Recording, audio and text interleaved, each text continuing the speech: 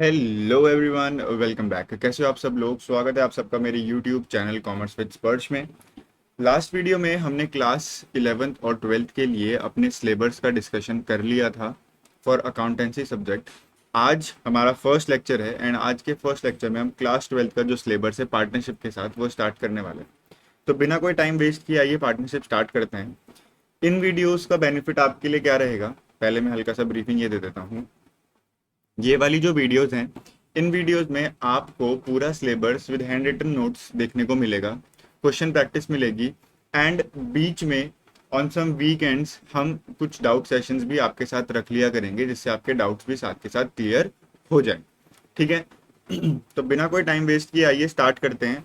The course will be very slow study, ताकि एक एक चीज़ क्लियर हो सके। कोई भी रश नहीं रहेगा, ऐसा नहीं होगा कि पहले से नोट्स लिखे हुए हों, मैं वीडियो में आऊँ, बोलूं और ख़त्म करके चला जाऊं।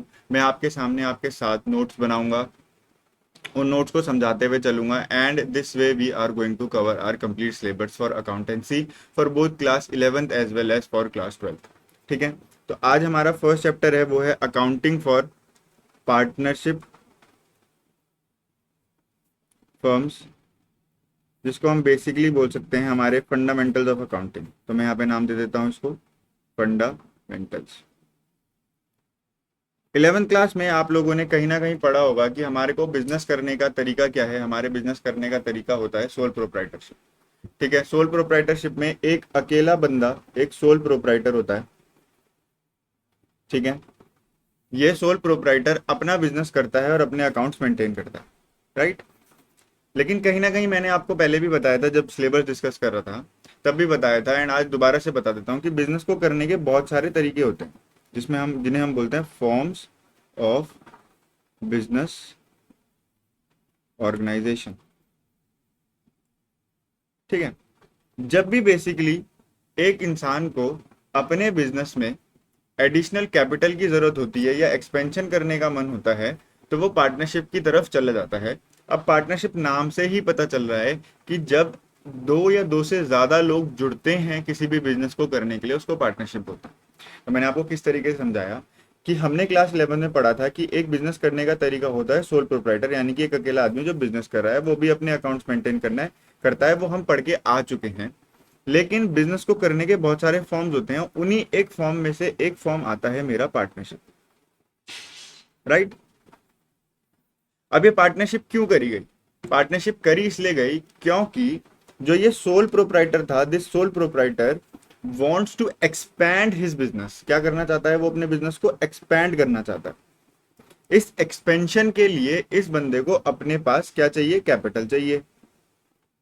अब इस कैपिटल की रिक्वायर, अब वो इतना भी बड़ा नहीं करना चाहता कि वो बहुत सारे लोगों को इन्वॉल्व करे, मतलब वो decision making, ownership controlled way में रखना चाहता है। लेकिन फिर भी उसको क्या है? उसको कैपिटल की रिक्वायरमेंट है। इस कैपिटल की रिक्वायरमेंट को फुलफिल करने के लिए उसने अपने साथ किसी और एक बंदे को जोड़ लिया, और मिलके एक बिजनेस करना शुरू कर दिया।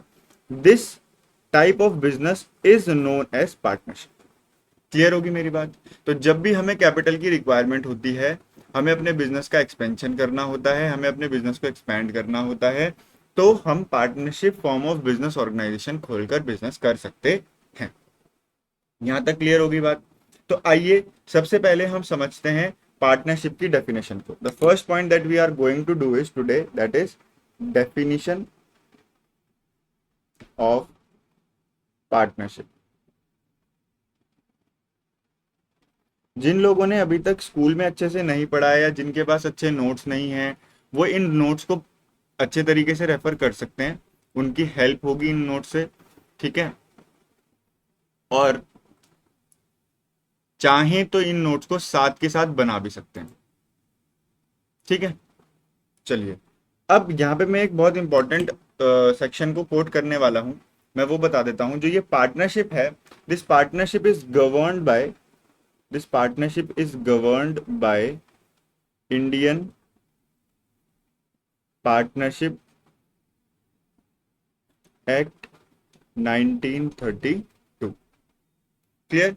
हमारी पार्टनरशिप को चलाने वाला जो कानून हमारी सरकार ने हमें दिया है, उस कानून का नाम है इंडियन पार्टनरशिप एक्ट 1932। यहाँ तक कोई दिक्कत नहीं सर। अब इस पार्टनरशिप एक्ट का जो सेक्शन नंबर 4 है, मैं क्या बोल रहा हूँ, सेक्शन नंबर 4, सर क्या पेपर में इंपॉर्टेंट है? बिल्कुल, ये आपके एमसीक्यू पर्पस के लिए आपके लिए इंपॉर्टेंट हो जाएगा कि हमारा कौन सा सेक्शन है जो हमें गवर्न करता है, जो हमें डेफिनेशन बताता है, और कौन सा एक्ट है जो हमें पार्टनरशिप की डेफिनेशन बताता है। तो हमारे पार्टनरशिप की जो डेफिनेशन और जो हमारा एक्ट है वो है as per section 4 of the Indian partnership act. तो आप ये चीज याद रखेंगे, अपने दिमाग में बिठा लेंगे। ओके, तो अब पार्टनरशिप की डेफिनेशन क्या है? तो as per section number 4 of the Indian partnership act, the definition of partnership is that partnership is partnership is the relation between is the relation between किसके बीच में रिलेशन है? Relation between person who have agreed, person who have agreed, क्या चीज agree किया है इन्होंने? Have agreed to share the profits of the business, to share the profits of the business carried on by all or any of them acting for all। Partnership basically क्या है? एक ऐसा relationship है दो लोगों के बीच में जिन्होंने एग्री किया है, जिन्होंने एग्री किया है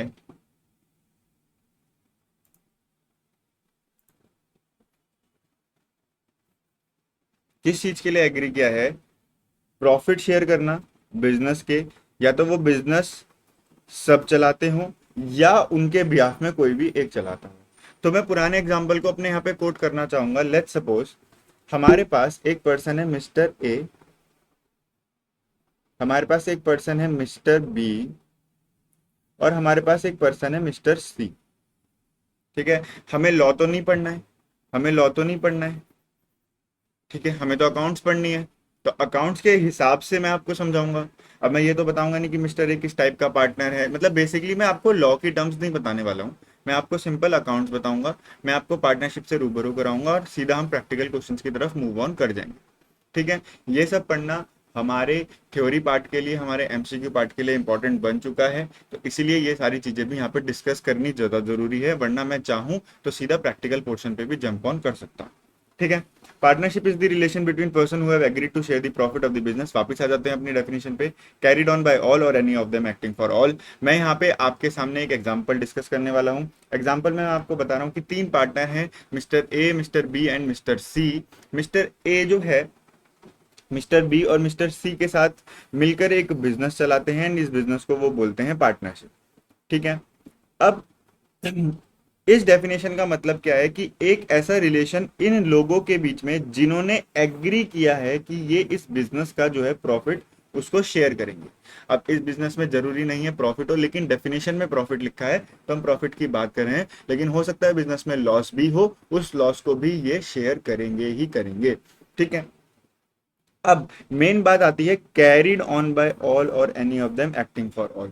इस बिजनेस को इन तीनों में से या तो सिर्फ ए चला सकता है, या तो सिर्फ बी चला सकता है, या तो सिर्फ सी चला सकता है, या फिर ये तीनों मिलके भी इस बिजनेस को चला सकते हैं। इसको तब भी पार्टनरशिप ही कहा जाएगा।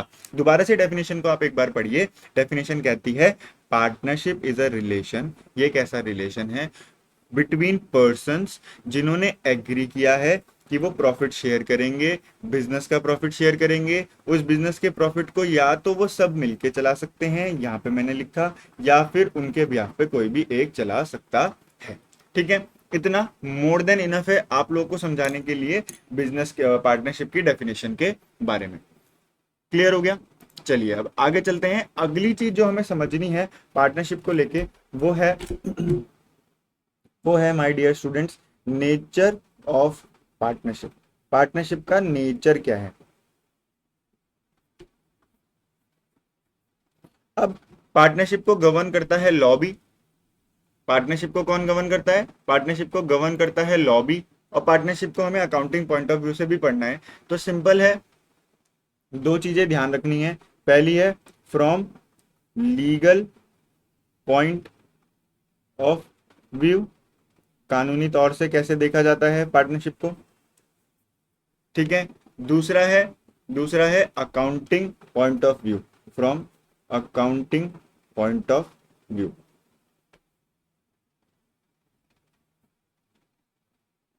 क्लियर। तो जो मेरा लीगल पॉइंट ऑफ व्यू है, लीगल पॉइंट ऑफ व्यू में हमेशा है वो पार्टनरशिप और पार्टनर को एक ही माना जाएगा। क्यों?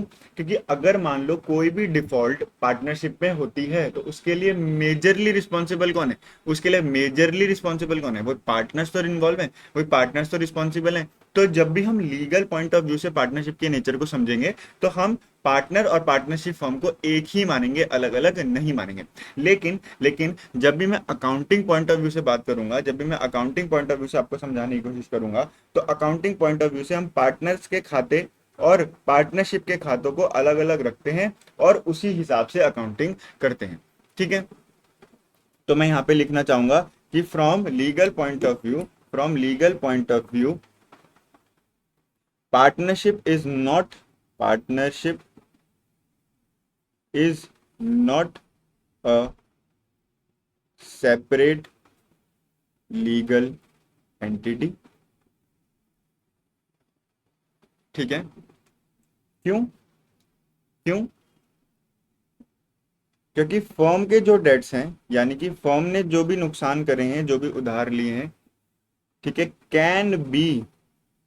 Paid can be paid from private assets of the partners के प्राइवेट एसेट से भी हम फर्म के डेट्स को पे कर सकते हैं। कब? अगर अगर if the firm is not able to pay its liability.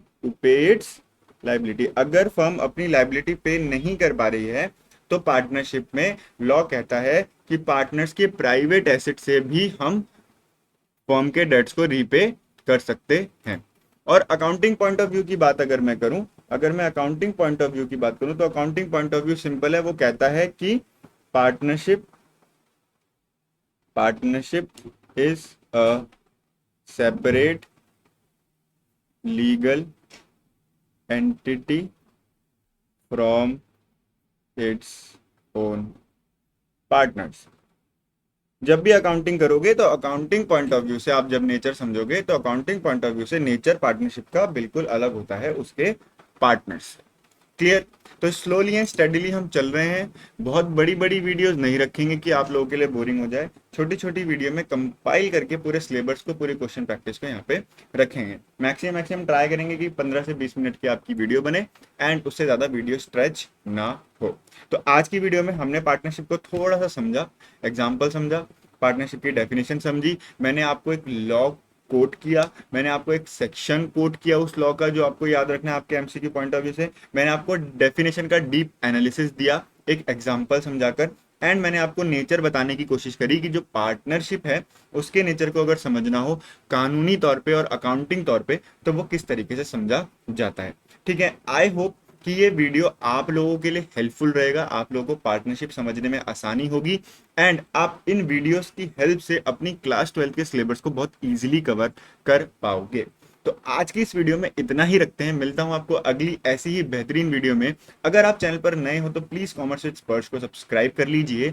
Video पसंद आए तो वीडियो को लाइक जरूर करना और अपने दोस्तों के साथ शेयर जरूर करना। मिलता हूं आपको अगली वीडियो में, तब तक के लिए stay connected, stay fit and stay happy. जय हिंद।